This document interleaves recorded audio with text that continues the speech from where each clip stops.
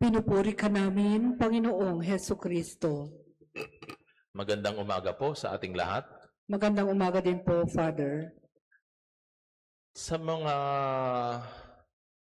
salipunan po ng mga Hudyo, para po masabi ang isa sa kanila na tunay na Hudyo, dapat sila ay sumasabuhay at ang kanilang buhay ay nakabatay sa kautusan ni Moises. Kahapon narinig natin ang isa sa batas na ginawa ni Moises. Batas na ginawa niya upang maibsan ang gulo na namumuo sa bayan ng Diyos. Mata sa mata, ipin sa ipin. Yang batas na yan, alam naman natin na oo, maganda ang intensyon upang maibsan yung kaguluhan, ngunit sa pagdaan ng maraming panahon, mas lalong dadami pa at tumitindi ang karahasan sa loob ng bayan ng Diyos. Dahil kung lahat na nagawan ng masama ay maghihiganti at ang nagawan ng paghihiganti ay buhay pa o kaya pang maghiganti, ay maghihiganti. Kaya hindi matatapos yung cycle of violence. Ngayon naman, narinig natin ang isang batas na ginawa ni Moises. Itong batas na ito ay ang batayan ng mga Hudyo ng kanilang pagmamahal. Ibigin mo ang iyong kaibigan at kapuotan ang iyong mga kaaway. Sa mga Hudyo, para sa kanila, ang kanilang pagmamahal ay naayon lamang ibigay sa mga taong nagmamahal din sa kanila. Sa mga taong nirerespeto sila. Sa mga taong ginagalang ang kanilang paniniwala. At ang mga taong salungat sa may mga katangian nito ay kapupuutan, kagagalitan, itatakwil. Ang mga kaaway ay hindi nila kayang mahalin. Ito po yung kanilang sukatan ng kanilang pagmamahalan. Pero narinig natin muli si Jesus na kung saan siya ay nagbigay din ng batayan ng pagmamahal. At itinaas niya hindi lang isang antas, kundi mas mataas pa sa batayan ng mga Hudyo. Imbis na kapuutan ng mga kaaway, sinabi ni Jesus na mahalin ninyo, ibigin ninyo ang inyong mga kaaway.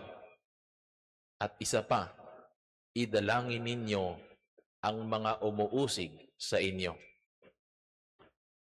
Mga kapatid, sa ating karanasan, mas parang madali ang batas ng mga Hudyo, nakapuutan ng mga kaaway at ibigin lang ang mga kaibigan.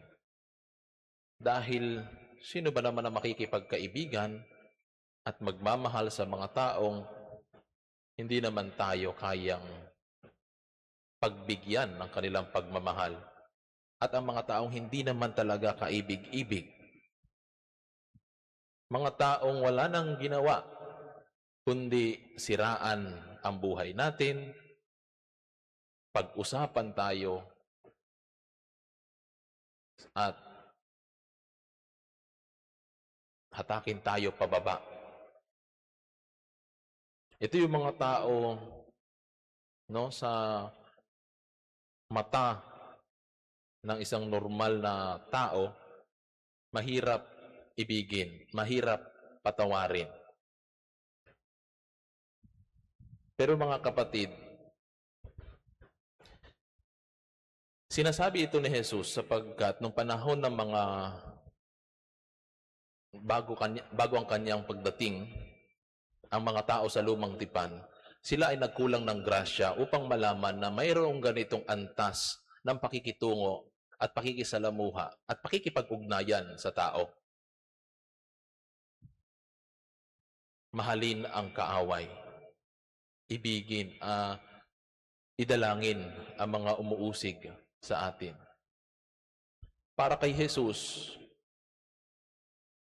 ang tunay na sukatan ng pag-ibig ay hindi lamang sapat na sabihin mong iniibig kita, minamahal kita, at pinapatawad kita. Bagkus, dinadagdagan niya pa ito na idalangin natin sila. Idalangin natin yung mga tao pang nag-iisip ng masama o gagawa ng masama sa atin. Sapagkat sa pamamagitan po ng pananalangin para sa kanila, nakakapagpadalisay po ito ng ating intensyon para sa kanila. Mas nahuhugasan nito ang ating puso at naiibsan ang mamumuong balak na gantihan ng katulad na sakit na ibinigay niya sa akin o na ibibigay niya sa akin. Hindi sapat na sabihin lang natin na mahal natin sila, kundi idalangin natin sila. Sapagkat sa pamamagitan lamang po nito, sa ganitong pamamaraan, tayo ay matatawag na tunay na anak ng Diyos. Kaya mga kapatid, sa ating karanasan, kung meron man mga taong nakagawa sa atin ng hindi maganda, nagkasala sa atin, at sasabihin natin, pinapatawad ko naman siya. Mahal ko siya. Pinapatawad ko na siya. Pero sa tuwing makikita natin ang mukha niya, sa tuwing maaalala natin ang ginawa niya, nagpupuyos tayo sa galit. Napupuno tayo ng emosyon na parang tila bang ang kukontrol na sa atin ay yung emosyon. Marami mga pagkakataon kapag ako ay nagpapakonpisal, maraming mga ganitong mga kaso, no? Father, pinatawad ko naman siya. Kaso lang, kapag nakikita ko yung mukha niya, parang bumabalik yung galit eh. Mga kapatid, hindi po tayo tunay na nagmamahal o di tayo tunay nagpapatawad kung sa tuwing nakikita natin siya, sa tuwing maaalala natin ang ginagawa niya, ay napupuno pa rin ng emosyon ang ating puso, ang ating kalooban. Ang tunay na pagpapatawad, ang tunay na pagmamahal, ay yung pinapalaya mo ang iyong sarili sa mga nagawa at naranasan mong kamalian laban sa Kanya, na nagmula sa Kanya. At sa tuwing makikita mo siya, habag, pagmamahal, ang mamumutawi sa iyong kalooban. Si Jesus, nung nabayubay sa krus, alam naman niya, kilala niya, kung sino yung mga lumatigo, kung sino yung sumugat, kung sino ang mga dumura. At nakikita niya. Pero pinapatawad niya. Sapagkat nauunawaan niya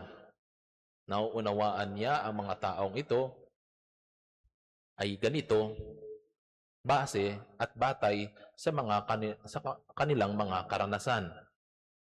At humihingi siya ng pagpapatawad. Idinalangin niya ito. Napatawarin nawa sila sapagkat hindi nila alam ang kanilang ginagawa. At mga kapatid, tulad po ng sabi ko,